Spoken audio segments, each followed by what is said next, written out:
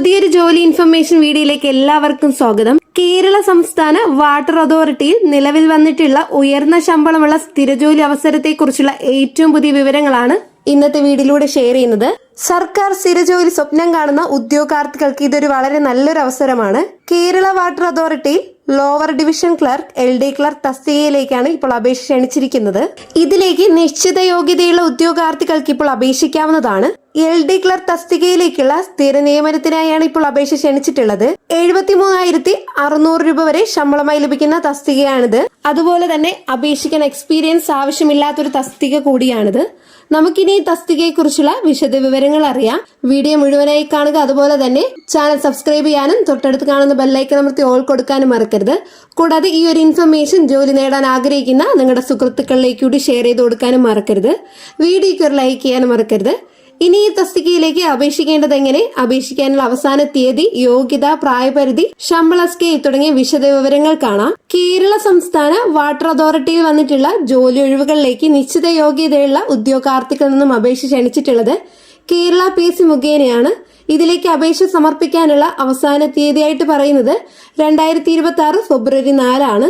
കേരള PSCയുടെ ഒഫീഷ്യൽ വെബ്സൈറ്റിലെ one time profile വഴിയാണ് അപ്ലൈ ചെയ്യേണ്ടത്. വാട്ടർ അതോറിറ്റിയിൽ ലോവർ ഡിവിഷൻ ക്ലർക്ക് തസ്തികയിലേക്കുള്ള സ്ഥിര നിയമനത്തിനായാണ് ഇപ്പോൾ അപേക്ഷ ക്ഷണിച്ചിട്ടുള്ളത്. ഈ തസ്തികയുടെ ശമ്പള സ്കെയിൽ 27,200 രൂപ മുതൽ 73,600 രൂപ വരെയാണ്.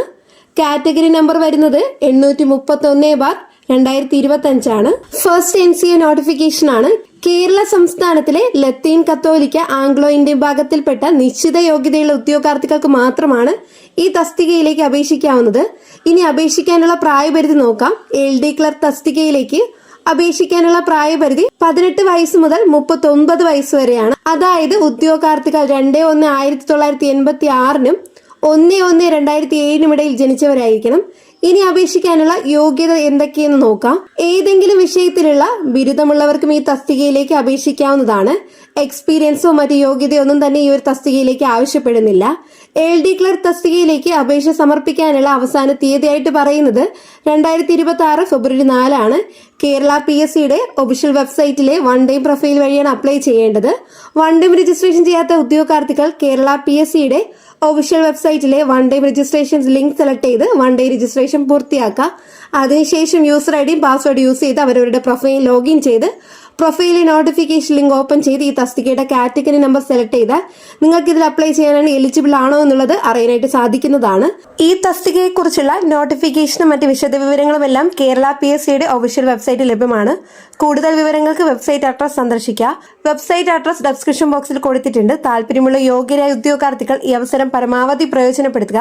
2026 ഫെബ്രുവരി 4 മുമ്പായി തന്നെ അപേക്ഷ ഓൺലൈനായിട്ട് സമർപ്പിക്കാൻ ശ്രദ്ധിക്കുക.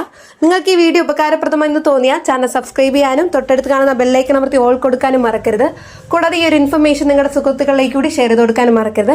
നെക്സ്റ്റ് ഒരു ജോബ് ഇൻഫർമേഷനുമായിട്ട് കാണാം. എല്ലാവർക്കും നന്ദി, നമസ്കാരം.